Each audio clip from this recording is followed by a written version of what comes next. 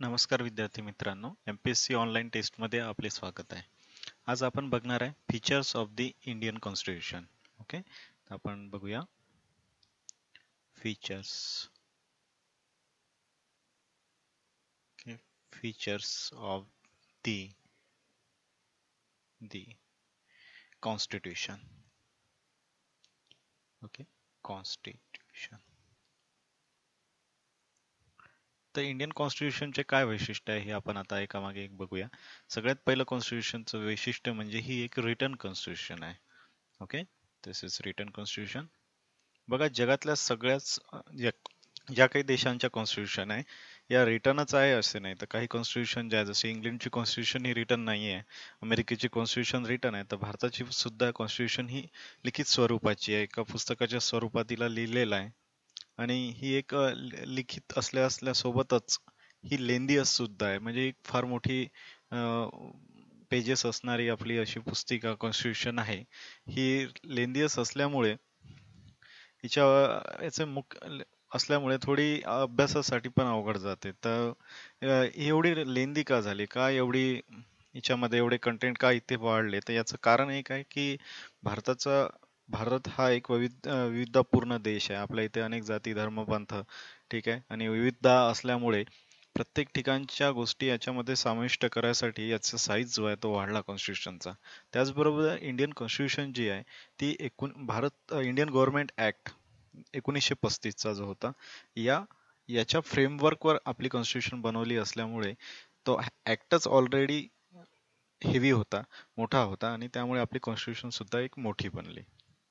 त्यानंतर आपले कॉन्स्टिट्यूशनल जी बॉडी होती, ज्यांनी कॉन्स्टिट्यूशन बनवली, त्यामध्ये मोस्ट ऑफ द व्यक्ती जे होते ते लॉयर्स होते, म्हणजे वकिली पेशावाले होते. त्याच्यामुळे वकिली पेशा आपल्याला माहितच आहे की थोडा डिटेलमध्ये रिटर्न त्यांचं असतं, लिखाण काम असतं, त्यामुळे ही कॉन्स्टिट्यूशन सुद्धा थोडी लेंदी आणि बल्की बनली. त्याचबरोबर भारतीय कॉन्स्टिट्यूशन जी आहे ती केंद्रासाठी पण तीच आहे, त्याचबरोबर स्टेटसाठी पण तीच आहे. त्याच्यामुळे ही रिटर्न आणि लेंदी कॉन्स्टिट्यूशन आहे, हे एक याचं महत्वाचं फीचर आहे. ओके, त्यानंतर दुसरं महत्वाचं फीचर म्हणजे सोर्सेस. ओके, आपण बघूया दुसरं सोर्स.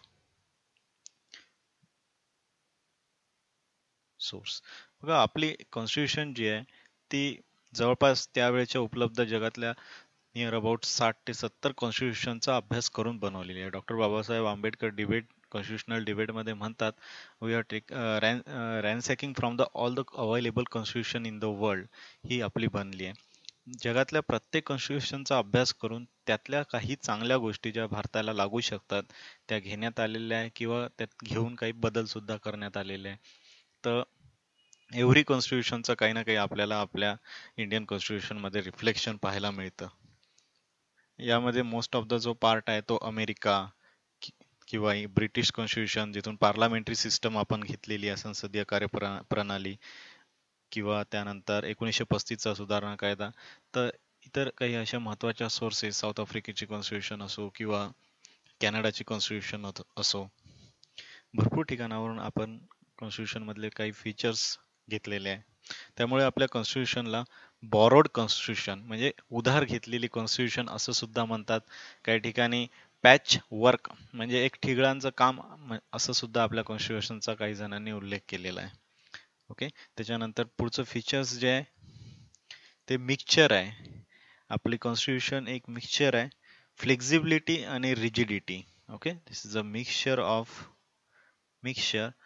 फ्लेक्झिबिलिटी म्हणजे लवचिकता, फ्लेक्झिबिलिटी, ओके, आणि रिजिडिटी म्हणजे ताठरता. तर आपली कॉन्स्टिट्यूशन काही ठिकाणी फ्लेक्झिबल आहे, तर काही ठिकाणी रिजिड आहे. म्हणजे काही ठिकाणी तिच्यामध्ये बदल करणं सोपे आहे, तर काही ठिकाणी तिच्यामध्ये बदल करणं कठीण आहे. आपल्याला माहित आहे की कॉन्स्टिट्यूशन मध्ये जर बदल करायचा असेल, घटनेमध्ये बदल करायचा असेल, तर आपल्याला आर्टिकल 368 ओके, आर्टिकल 368 अंतर्गत घटना दुरुस्ती करावी लागते. आणि या आर्टिकल 368 घटना दुरुस्ती अंतर्गत आपण महत्वाचा पार्ट कॉन्स्टिट्यूशन मधला बदलवू शकतो. ओके, तर ही आर्टिकल 368 किंवा ही घटना दुरुस्ती करणे हे थोडंफार अवघड काम असल्यामुळे घटनेतला महत्त्वाचा पार्ट जर आपल्याला बदलायचा असेल तर आपल्याला आर्टिकल 368 लावावं लागतं. आणि घटनेतला फारसा महत्त्वाचा असा पार्ट जर आपल्याला बदलायचा नसेल तर आपण साधी घटना दुरुस्ती करून सुद्धा घटनेमधला काही भाग बदलू शकतो. याचा अर्थ असा की काही आर्टिकल्स, काही कलम किंवा काही पार्ट्स ऑफ द कॉन्स्टिट्यूशन जे आहे ते बदलवणे अवघड आहे. तिथे आर्टिकल 368 लागतं आणि काही पार्ट बदलवणे फार सोपी आहे आणि तिथे आर्टिकल 368 लागत नाही. तर आर्टिकल 368 मध्ये म्हटलेलं आहे की जर घटनेतला काही महत्त्वाचा पार्ट चेंज करायचा असेल तर आपल्याला घटना दुरुस्ती करावी लागेल आणि या आर्टिकल 368 अंतर्गत लोकसभा आणि राज्यसभेतल्या उपस्थित सदस्यांपैकी 2/3 बहुमताने 2/3 मेजॉरिटी, ओके, 2/3 मेजॉरिटीने आपल्याला तो जो चेंज आपण स्वीकारणार आहोत तो आपल्याला 2/3 अशा मेजॉरिटीने लोकसभा आणि राज्यसभा दोन्हीकडून पास करावा लागतो आणि त्यानंतरच ती घटना दुरुस्ती आपल्याला करता येते. तर ही लोकसभेत 2/3 मेजॉरिटी आणि राज्यसभेत सुद्धा 2/3 मेजॉरिटी प्लस त्या ठिकाणची अटेंडन्स त्या दिवशी मोर दॅन 50% ऑफ द जेवढे सदस्य असतील त्यांच्यापेक्षा 50% पेक्षा जास्त प्रेझेंटी तिथे हवी लागते. ते आपण पुढच्या काही लेक्चर्स मध्ये आपण कॉन्स्टिट्यूशनल अमेंडमेंट या डिटेल मध्ये बघणार आहे, तर आपण तिथे बघू. सध्या आपण एवढं लक्षात घेऊया की काही भागात कॉन्स्टिट्यूशन मध्ये बदल करणे सोपे आहे तर काही भागात बदल करणे अवघड आहे. याच्यामध्ये स्टेटची म्हणजे राज्यांची मान्यता अजून सुद्धा काही कलम असे याच्यामध्ये ऍड होतात, तर ते आपण पुढे बघणारच आहोत. त्यानंतर आपण बघूयात चौथं फीचर्स.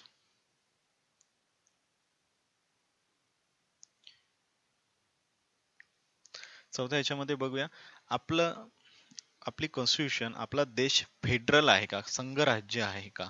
तर बघूया आपलं फेडरल सिस्टम जे आहे, ओके, तर federalism, okay, this is federal आहे की युनिटरी आहे, ओके. तर बघा फेडरल म्हणजे काय, सुरुवातीला आपण हे समजून घेऊ.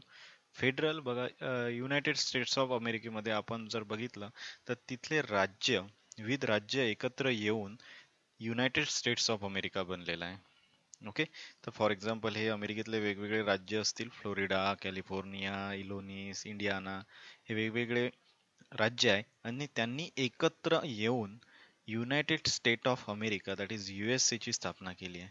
तर हे जे स्ट्रक्चर ऑफ द गव्हर्नन्स किंवा हे जे स्ट्रक्चर आहे कार्यपद्धतीचं, याला फेडरल स्ट्रक्चर असं म्हटलं जातं, फेडरलिझम.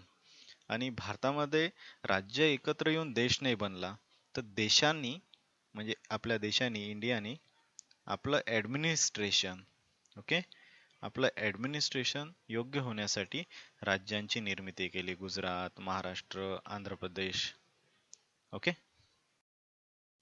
त्यामुळे आपला भारत देश जो आहे तो एक फेडरल कंट्री असं म्हटलं नाही जात, किंवा फेडरल हा शब्द सुद्धा, संघराज्य हा शब्द सुद्धा आपल्या कॉन्स्टिट्यूशन मध्ये कुठे उल्लेखला नाही आहे.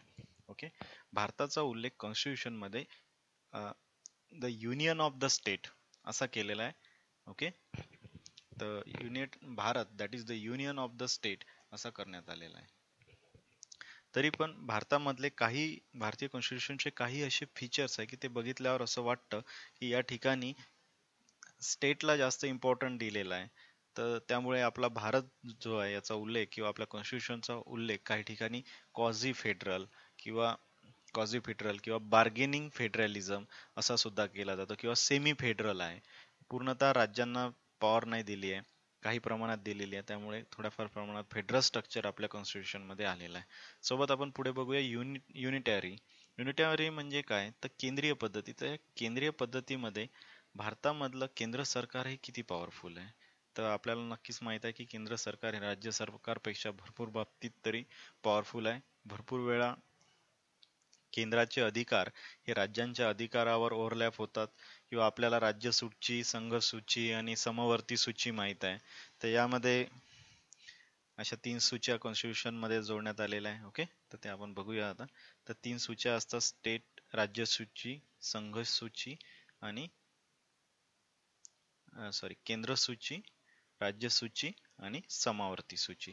तर केंद्र ज्या विषयामध्ये केंद्रांना पॉवर दिलेली आहे त्यामध्ये केंद्र सूची, त्यांना आपण केंद्र सूची म्हणू. ज्या लिस्टमध्ये राज्यांना पॉवर दिली आहे त्यामध्ये जे विषय आहेत त्यांना राज्य सूची म्हणता येईल. आणि एक सूची अशी बनली आहे की त्यामध्ये मधील विषय केंद्रांना पण पॉवर्स आहे आणि राज्यांना पण पॉवर आहे. पण ही जी तिसरी समवर्ती सूची आहे यातले जर काही दोघांमध्ये वाद झाले केंद्र आणि राज्यामध्ये, तर निर्णय जो आहे तो राज्य सरकारचा केंद्र सरकारचा महत्वाचा असतो. याचाच अर्थ काय, तर आपलं केंद्र जे आहे ते राज्यांपेक्षा जास्त पॉवरफुल आहे. याच्याबद्दल आपण नंतर डिस्कस करणारच आहे. ओके. त्यानंतर आपल्या कॉन्स्टिट्यूशनचं अजून एक महत्वाचं वैशिष्ट्य ते म्हणजे आपली पार्लामेंटरी टाइप ऑफ गव्हर्नमेंट आहे. ओके. तर पार्लामेंटरी ओके. तर आपल्यावर ब्रिटिशांचं राज्य होतं त्यामुळे भारतामध्ये जी सिस्टीम आली ती सुद्धा पार्लामेंटरी टाइप ऑफ आहे. ही आपण इंग्लंड पासून घेतलेली आहे. तर पार्लामेंटरी टाइप ऑफ गव्हर्नमेंट मध्ये काय असतं, तर साधारणतः जसं आपण आपली तुलना करू प्रेसिडेन्शियल टाइप ऑफ डेमोक्रेसी, जशी USA मध्ये प्रेसिडेन्शियल टाइप आहे, तिथे राष्ट्रपतीद्वारे शासन चालवलं जातं. तर भारतामध्ये जे आहे ते प्राईम मिनिस्टरद्वारे केलं जातं. ठीक आहे. तर बघा, प्रेसिडेन्शियल टाइप ऑफ म्हणजे ही जर USA ची प्रेसिडेन्शियल टाइप ऑफ डेमोक्रेसी असेल तर या ठिकाणी प्रेसिडेंटच्या इलेक्शन सेपरेट होतात आणि लेजिस्लेचर कायदे मंडळाच्या इलेक्शन सेपरेट होतात. पण आपल्याला माहित आहे इंडियामध्ये कायदे मंडळाच्या इलेक्शन लेजिस्लेचरच्या आणि एक्झिक्युटिव्ह, ठीक आहे आपण बघूया एकदा. ठीक आहे. तर ह्या legislature plus executive. Okay. Executive म्हणजे कार्यकारी मंडळ जे कार्य करतात, ज्यांना पॉवर्स असतात, तर ते एक्झिक्युटिव्ह. आणि लेजिस्लेचर म्हणजे जे कायदे बनवतात. तर भारतामध्ये जे व्यक्ती लेजिस्लेचर मध्ये सामील असतात त्यातलेच मोस्ट ऑफ द व्यक्ती काही एक्झिक्युटिव्ह असतात. फॉर एक्झाम्पल प्राईम मिनिस्टर हा चीफ एक्झिक्युटिव्ह असतो आपल्या इथे. हा प्राईम मिनिस्टरचा रोल जो आहे तो कायदे बनवण्याचा सुद्धा आहे आणि कायद्यांना एक्झिक्यूट करण्याचा सुद्धा आहे. पण याचा अर्थ अमेरिकेमध्ये असं नाही. अमेरिकेमध्ये कायदे बनवणारे वेगळे आहे आणि एक्झिक्यूट करणारे जे आहेत ते आहे प्रेसिडेंट. ओके. प्रेसिडेंट. तर याचाच अर्थ काय, तर आपल्याला लेजिस्लेचर आणि एक्झिक्युटिव्ह यांच्या पॉवरचं सेपरेशन आपल्याला प्रेसिडेन्शियल टाइप ऑफ डेमोक्रेसी मध्ये आढळतं. पण आपलं जे पार्लमेंटरी टाइप ऑफ डेमोक्रेसी आहे, संसदीय कार्यप्रणाली, या ठिकाणी लेजिस्लेटिव्ह आणि एक्झिक्युटिव्ह यांच्यामध्ये there is no separation of the power. आलंय लक्षात. प्राईम मिनिस्टरचं इलेक्शन आणि लेजिस्लेचरचं इलेक्शन एकच असतं. पण प्रेसिडेन्शियल टाइप मध्ये प्रेसिडेंट हा independently directly from the public हा सिलेक्ट केला जातो, जसं अमेरिकेमध्ये होतं. ओके. यानंतर पुढे आपण यांच्यावर अजून डिटेल अभ्यास करूच. तर 6वं आपल्या कॉन्स्टिट्यूशनचं वैशिष्ट्य जे आहे ते आहे ज्युडिशियल सुप्रीमसी. ओके. तर आपल्या इथे ज्युडिशियरी जी आहे तिचा आपण अभ्यास करूया आता थोडासा. तर ही ज्युडिशी ठीक आहे, ज्युडिशियल सुप्रीमसी.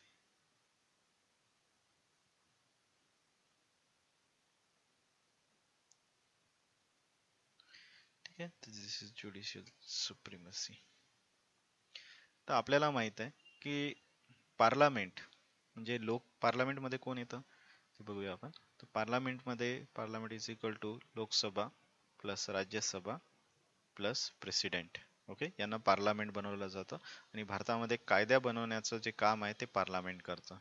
तर एखादा कायदा समजा पार्लमेंटने बनवला तर तो कायदा अनकॉन्स्टिट्युशनल आहे हे ठरवण्याचा अधिकार आपल्या इथे ज्युडिशरीला देण्यात आलेला आहे. ओके. तर सुप्रीम कोर्ट जे आहे आपला हायकोर्ट, ते एखादा लॉ, ओके, एखादा कायदा किंवा एखादा लॉ हा रद्द ठरू शकतो कशाच्या बेसिसवर, तो कॉन्स्टिट्युशनल नाही आहे, दॅट इज असंविधानिक, अनकॉन्स्टिट्युशनल. ओके.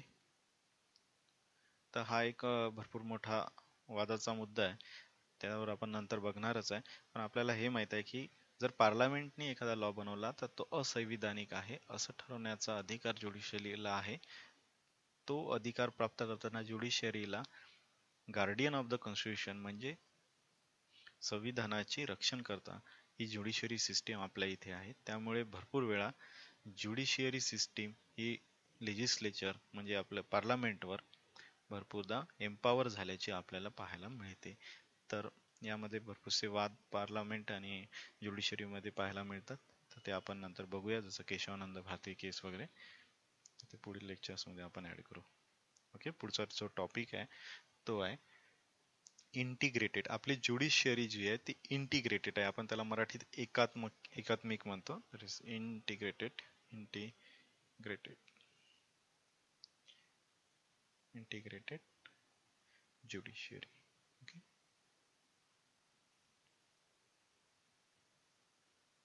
तर ही एकात्मिक ज्युडिशियरी बघा, ही आपल्या फेडरल स्ट्रक्चर किंवा आपलं जे क्वाझी फेडरल आहे तिथे एक वेगळा आविष्कार पाहायला मिळतो. तर बघा, आपल्या इथे केंद्रामध्ये सुप्रीम कोर्ट आहे. ओके, त्यानंतर आपल्या स्टेट्समध्ये हायकोर्ट आहे आणि जिल्ह्यामध्ये डिस्ट्रिक्ट कोर्ट वगैरे असतो. जरी हे कोर्ट्स वेगवेगळे जरी असले तरी हे एक इंटिग्रेटेड एकात्मिक सिस्टीम जे आहे ते आपल्याला पाहायला मिळते. अमेरिकेमध्ये अशी एकात्मिक सिस्टीम नाही. तिथे केंद्रांचे कायदे वेगळे आहे, म्हणजे युनायटेड स्टेट USA चे जे कायदे आहेत ते वेगळे आहे आणि तिथल्या स्टेट, फॉर एक्झाम्पल तिथे एक फ्लोरिडा स्टेट आहे. ओके, त्या फ्लोरिडाचे कायदे वेगळे आहेत. ओके, त्यामुळे यांच्या ज्युडिशरी पण सेपरेट आहे. त्या इंटिग्रेटेड नाही आहे, इंडिपेंडेंट नाही आहे, सॉरी इंडिपेंडेंट आहे. आपल्या इथे सेम ज्युडिशियरी आहे. ओके, आणि ही ज्युडिशियरी इंडिपेंडंट ठेवण्यात आली आहे भारतातली. आपल्या ज्युडिशियरीच्या भरपूरशा टर्म्स, फॉर एक्झाम्पल जजेसची निवडणूक असो, आता त्याच्यामध्ये थोडे वाद आलेले आहेत. तर जजेसची निवडणूक असो किंवा त्यानंतर त्यांचं पेमेंट्स असो, त्यांचा कार्यकाळ असो, त्यांचं रिटायरमेंट नंतरचं जीवन असो, याच्यावर कॉन्स्टिट्युशनली भरपूर काही प्रावधान करण्यात आलेले आहे. त्यामुळे आपली भारतीय ज्युडिशियरी ही राजनीतीपासून भरपूरशी स्वतंत्र किंवा इंडिपेंडंट राहते. हे सुद्धा आपल्या ज्युडिशियरीचं म्हणजेच कॉन्स्टिट्यूशनचं वैशिष्ट्य आहे. त्याच्यानंतर आपल्याला बघायचं आहे 8वा पार्ट, तो आहे DPSP. ओके, DPSP आपण बघू याला काय म्हणतात. तर D for directive, P for principle, S for state आणि P फॉर पॉलिसी. तर यांचं आपण मराठीमध्ये यांना मार्गदर्शक तत्वे म्हटलं जातं. तर हे मार्गदर्शक तत्वे हे कोणाला आहे, तर हे मार्गदर्शन करतात स्टेटला. ओके, स्टेट म्हणजे या ठिकाणी आपण समजून घेऊया, स्टेट म्हणजे सरकारी संघटना, विविध सरकारी संघटना जेथे सरकारचा पैसा असतो. ठीक आहे, तर या स्टेट जे आहे त्यामध्ये शासनाला जेव्हाही एखादा लॉ बनवायचा असेल तर त्यांना ह्या DPSP ना विचारात घ्यावं लागतं, असं कॉन्स्टिट्यूशन मध्ये लिहिलेलं आहे. State should apply the DPSP while making the law. याचा अर्थ काय, कोणताही कायदा बनवत असताना DPSP चा विचार करण्यात यावा. तर DPSP मध्ये एक्झॅक्टली असं काय लिहिलं आहे, DPSP मध्ये बघा, जेव्हा आपला देश स्वातंत्र्य झाला तर आपल्या देशामध्ये एवढा पैसा नव्हता, आपल्या देशाजवळ एवढं इन्फ्रास्ट्रक्चर नव्हतं की आपला देश पूर्ण मुलांना पूर्ण देशातल्या पूर्ण मुलांना शाळा अवेलेबल करू शकेल, म्हणजे शिक्षणाची सोय करू शकेल. मग तेव्हा जे आपले फाउंडिंग फादर होते, म्हणजे ज्यांनी कॉन्स्टिट्यूशन लिहिली, ओके, तर त्यांना असं वाटत होतं की की सगळ्या मुलांना शाळेची सोय झाली पाहिजे. पण तेव्हा पैशाची किंवा इतर इन्फ्रास्ट्रक्चरची कमी असल्यामुळे त्यांनी त्यांचं हे स्वप्न पुढे येणाऱ्या सरकारवर लादलं. ओके, तर त्यांचे हे अपुरे राहिलेले स्वप्न त्यांनी पुढच्या सरकारवर सोडून दिले आणि जेव्हा येणाऱ्या सरकार त्या गोष्टी पूर्ण करण्यास एबल असतील तर तेव्हा त्या गोष्टी त्या सरकारने पूर्ण कराव्या, असं मार्गदर्शन त्यांना करण्यात आलं होतं. त्यामुळे नवीन येणारी गव्हर्नमेंट ही DPSP नुसारच वेगवेगळे कायदे करते. आणि जसं आता शिक्षणाचा अधिकार जे कंपल्सरी राईट टू एज्युकेशन झालेला आहे, हा DPSPच होता, तर तो आता फंडामेंटल राईट झालेला आहे, ते आपण नंतर पाहूच. ओके, तर हे मार्गदर्शन तत्वे ही जनतेला मार्गदर्शक नसतात, ही असतात राज्यांना मार्गदर्शक, म्हणजे गव्हर्नमेंट किंवा शासनाला मार्गदर्शक असतात आणि त्यांना पदोपदी मार्गदर्शन करत असतात. त्यांनी जर शासनाने DPSP यांचं मार्गदर्शन घेतलं नाही, त्यांना नजरअंदाज केलं, त्यांच्याकडे दुर्लक्ष केलं, तर जनता 5 वर्षानंतर त्यांच्याकडे दुर्लक्ष करते. त्यामुळे सहसा येणाऱ्या गव्हर्नमेंटला DPSP कडे दुर्लक्ष करता येत नाही. त्याच्यानंतर आपल्या कॉन्स्टिट्यूशन मध्ये महत्वाचा मुद्दा जो टाकलेला आहे तो आहे fundamental right. Okay, this is fundamental right. Fundamental right म्हणजे मूलभूत हक्क. तर आपल्या कॉन्स्टिट्यूशनचं एक वैशिष्ट्य आहे, आपल्या कॉन्स्टिट्यूशनने आपल्या राज्यघटनेने आपल्याला किंवा जनतेला हे अधिकार राईट्स जे आहेत ते शासनाला नाही दिले, ते अधिकार दिलेले आहेत जनतेला. ठीक आहे, त्याच्यामध्ये पीपल किंवा जनता हे महत्वाचे आहे. तर हे अधिकार जनतेला आहे, जसं right to equality, right to freedom, right to religion. Okay, तर हे अधिकार जे आहेत ते आपल्याला स्वातंत्र्याचा जो अधिकार आहे फॉर एक्झाम्पल तो आपल्याला जनतेला कॉन्स्टिट्यूशनने दिलेला आहे, संविधानाने दिला आहे. आणि स्टेट हे अधिकार वेगवेगळे लॉ बनवून ते आपल्यापासून हिरावून घेऊ शकत नाही. ठीक आहे, तर फंडामेंटल राईट कॉन्स्टिट्यूशन मध्ये देण्याचं महत्वाचं कारण म्हणजे जर उद्या चालून येणारी गव्हर्नमेंट ही फार पॉवरफुल असेल, फार मेजॉरिटी मध्ये असेल आणि ती डेफिनेटली वेगवेगळे लॉ बनवेल, ते लॉ बनवत असताना तिला आपल्या फंडामेंटल राईटचं किंवा जनतेच्या फंडामेंटल राईटचं व्हायोलेशन होणार नाही याची काळजी घ्यावी लागते. आणि तर त्यामुळे आपल्याला दिलेले महत्त्वाचे अधिकार जे आपल्या मानवीय विकासासाठी महत्त्वाचे आहे, तर त्यांचं संरक्षण होणं जरुरी आहे. तर हे संरक्षण जर लॉ सरकारद्वारे होत नसेल तर फंडामेंटल राईटची रखवाले म्हणजे सुप्रीम कोर्ट, ठीक आहे, guarantor of the fundamental right हे जे आहेत हे सुप्रीम कोर्ट आहे. त्यामुळे एखादा कायदा ते रद्द सुद्धा करू शकतात. ओके, तर हे फंडामेंटल राईट हे आपल्या कॉन्स्टिट्यूशनचं एक महत्वाचं आणखी वैशिष्ट्य आहे. त्याच्यानंतर अजून एक वैशिष्ट्य आपल्याला बघायचं आहे, ते म्हणजे भारत हा एक सेक्युलर स्टेट आहे. ठीक आहे, सेक्युलर त्याला आपण धर्मनिरपेक्ष म्हणतो. बघा, भारताची सेक्युलर ही डेफिनेशन वेगळी आहे ॲज कम्पेअर टू वेस्टर्न कंट्रीचा जर आपण विचार केला तर वेस्टर्न कंट्रीमध्ये गव्हर्नमेंट, ओके, गव्हर्नमेंट आणि चर्च हे यांच्यामध्ये विलगता आढळते. म्हणजे गव्हर्नमेंट आणि चर्च यांच्यामध्ये कोणताही रिलेशन यामध्ये ठेवलं जात नाही. पण भारतामध्ये धर्म आणि गव्हर्नमेंट याच्यामध्ये भिन्नता ठेवता येत नाही. भारतामध्ये गव्हर्नमेंट ही धर्माला घेऊन चालते. फक्त धर्माला घेऊन चालत असताना, ठीक आहे, त्यांच्या वेगवेगळ्या धर्मामध्ये भेदभाव करत नाही. तर आपल्या इथे तो कोणताही धर्म असो, गव्हर्नमेंट त्याला इक्वली समजते आणि इक्वल रिस्पेक्ट पण देते. त्यानंतर पुढचा 11वा पॉइंट जो आहे तो आहे फंडामेंटल ड्युटीज. ओके, तर या fundamental duty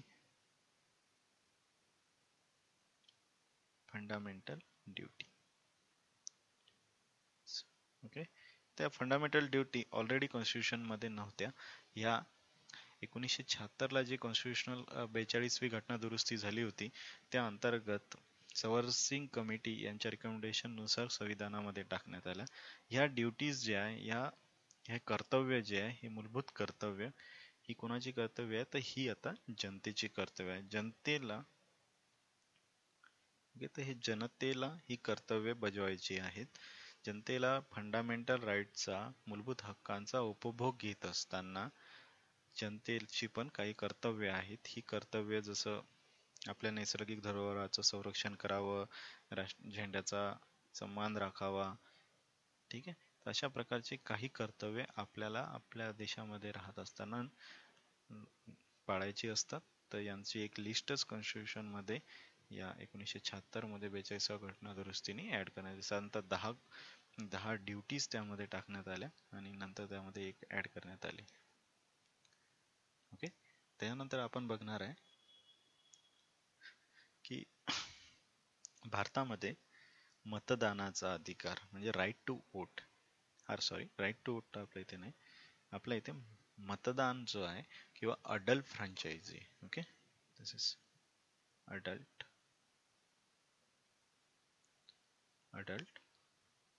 franchise. Adult franchise म्हणजे प्रौढ मतदान. तर सर्व देशांमध्ये प्रौढ मतदान तर नाही आहे. काही देशांमध्ये निवडणूक करण्यामध्ये मत देण्यासाठी आपल्याला प्रॉपर एज्युकेशन लागते, आपण टॅक्स वगैरे द्यावा लागतो. तर भारतामध्ये असं काही नाही. भारतामध्ये जो व्यक्ती आज 18 वर्षापेक्षा मोठा आहे त्याला मतदानाचा पूर्ण अधिकार आहे. म्हणजे 18 वर्ष सुरुवातीला हे जे वयाची लिमिट होती ती 21 होती, पण नंतर त्यामध्ये 61वी घटना दुरुस्ती करण्यात आली व ते वय जे आहे 21 वरून कमी करून 18 करण्यात आलं. म्हणजे जर आपल्या इथे एखादा व्यक्ती प्रौढ असेल, 18 वर्ष किंवा त्यापेक्षा मोठा असेल, तर त्याला मतदानाचा अधिकार भारतीय नागरिकाला नैसर्गिकताच प्राप्त होऊन जातो. त्यानंतर भारतामध्ये सिंगल सिटीजनशिप आहे. सिंगल सिटीजनशिप किंवा एकल नागरिकता, ठीक आहे. तर ही आपण सिटीजनशिपचा विचार करू. सिटीजनशिप तर USA मध्ये आपल्याला माहित आहे की 2 सिटीजनशिप आहे. एक समजा एखादा व्यक्ती कॅलिफोर्निया या राज्याचा असेल तर त्याच्याजवळ कॅलिफोर्निया, ओके, त्याच्याजवळ कॅलिफोर्नियाचं सिटीजनशिप असतं, प्लस त्याच्याजवळ USA United states of America असे 2 सिटीजनशिप त्याच्यापाशी असतात. तर भारतामध्ये असं ड्युअल सिटीजनशिप देत नाही.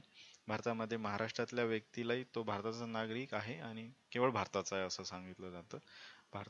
महाराष्ट्राचा नागरिक आहे प्लस भारताचा नागरिक आहे किंवा मध्य प्रदेशचा नागरिक आहे आणि भारताचा नागरिक आहे अशा प्रकारच्या वेगवेगळ्या सिटीजनशिप देण्यात येत नाही, केवळ एकच देण्यात येतं. हे सुद्धा आपल्या कॉन्स्टिट्यूशनचं एक महत्त्वाचं वैशिष्ट्य आहे. ओके, आपल्या कॉन्स्टिट्यूशन मध्ये आणखी एक महत्त्वाचं वैशिष्ट्य म्हणजे इमर्जन्सी. ठीक आहे, तर ते आपण बघूया इथे. इमर्जन्सी, ठीक आहे, आणीबाणी याला मराठीत म्हटलं जातं. तर भारतीय कॉन्स्टिट्यूशन मध्ये एक इमर्जन्सी एक महत्त्वाचं वैशिष्ट्य आहे. बघा आपल्याला माहित आहे की केंद्र आणि राज्य, ओके, तर केंद्र आणि राज्य यांच्या दोघांमध्ये केंद्र आणि राज्य काही विषय म्हणजे सब्जेक्ट यांच्यामध्ये डिव्हिजन केलाय. काही बाबतीत अधिकार केंद्राला दिले आहेत तर काही बाबतीमध्ये अधिकार जे आहेत ते राज्यांना दिले आहे. तर जेव्हा एखादी समस्या निर्माण होते, जेव्हा एखाद्या वेळेस कॉन्स्टिट्यूशनचा सन्मान होत नाही किंवा इतर विविध कारणांसाठी आपण इमर्जन्सी लावू शकतो. फॉर एक्झाम्पल इमर्जन्सीचे 3 प्रकार आहेत. एक आहे national emergency, okay, national, okay,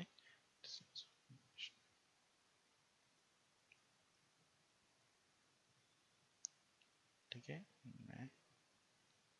national emergency. दुसरी जी इमर्जन्सी येते ती येते स्टेट इमर्जन्सी,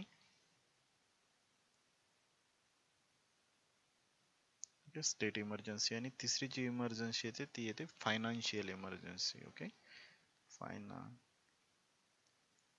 फायनान्शियल इमर्जन्सी. तर बघा जेव्हा आपल्याला नागरिकांवर काही बंधनं आणायची असतात किंवा त्यांच्या फंडामेंटल राईटवर काही बंधनं आणायची असतात किंवा काही कंट्रोल आपल्या हातात घ्यायचा असतो केंद्राला, तर पूर्ण देशामध्ये ही नॅशनल इमर्जन्सी लावली जाते. याच्यासाठी कॉन्स्टिट्यूशन मध्ये काही प्रावधान आहे, त्या प्रावधानाअंतर्गतच नॅशनल इमर्जन्सी लावता येते. इतरत्र कोणत्याही कारणाअंतर्गत नॅशनल इमर्जन्सी लावता येत नाही. यामध्ये केंद्र अतिशय पॉवरफुल होऊन जातो. स्टेट इमर्जन्सी मध्ये त्या राज्यामधली सरकार जी आहे, स्टेट गव्हर्नमेंट, ही बरखास्त करून सर्व अधिकार जे आहे ते केंद्राजवळ दिले जातात. तर यामध्ये पण काही विशेष प्रावधान आहे, त्या अंतर्गतच त्या राज्यामध्ये आपल्याला स्टेट इमर्जन्सी लावलेली दिसते. तर ही भरपूरदा भारताच्या इतिहासात लावण्यात आलेली आहे. याला आपण प्रेसिडेन्शियल रूल म्हणजे राष्ट्रपती राजवट असं सुद्धा म्हणतो. ओके, त्यानंतर फायनान्शियल इमर्जन्सी ही आजपर्यंत भारताच्या इतिहासात लावण्यात आली नाही. जर भारताची अर्थव्यवस्था आपल्या गरजा भागवण्यास कमी आढळली, काही फायनान्शियल स्ट्रिंजन्सी किंवा आपण आर्थिक अडचण जाणवली, तर त्या केसमध्ये फायनान्शियल इमर्जन्सी म्हणजे काही खर्चामध्ये कपात वगैरे अशा काही गोष्टी करण्यात येतील. तर आजपर्यंत तर अशी इमर्जन्सी लावण्यात आलेली नाही आहे, पण ही पण कॉन्स्टिट्युशनली लावता येते. या व्यतिरिक्त भारताच्या कॉन्स्टिट्यूशनचे काही महत्त्वाचे वैशिष्ट्य आहे, जसं आपल्या इथे पंचायत राज सिस्टम आहे, ओके, म्युन्सिपाल्टीज आहे, त्याच्यानंतर काही इलेक्शन कमिशन, UPSC, त्यानंतर कॅग आहे, स्टेट पब्लिक कमिशन MPSC सारख्या. तर ह्या सुद्धा आपल्या कॉन्स्टिट्यूशनच्या काही वैशिष्ट्यांमध्ये सामील होतात. तर त्या आपण नंतर इंडिपेंडेंटली पुढे बघणारच आहोत. तर विद्यार्थी मित्रांनो, आपण बघितले होते आता features of the constitution. Okay, तर अधिक माहितीसाठी तुम्ही आमचं हे जे चॅनल आहे याला सबस्क्राईब करू शकता. खाली एक लाल रंगाचं बटन आहे, तिथे तुम्ही क्लिक करून सबस्क्राईब करू शकता. काही प्रॉब्लेम असेल, काही समस्या असतील, काही सुझाव असतील तर खाली काही कॉमेंट्स मध्ये पण तुम्ही टाकू शकता. ओके, तर अधिक माहितीसाठी नक्की सबस्क्राईब करा. आपले कॉमेंट्स आम्हाला नक्की कळवा. Okay, thank you.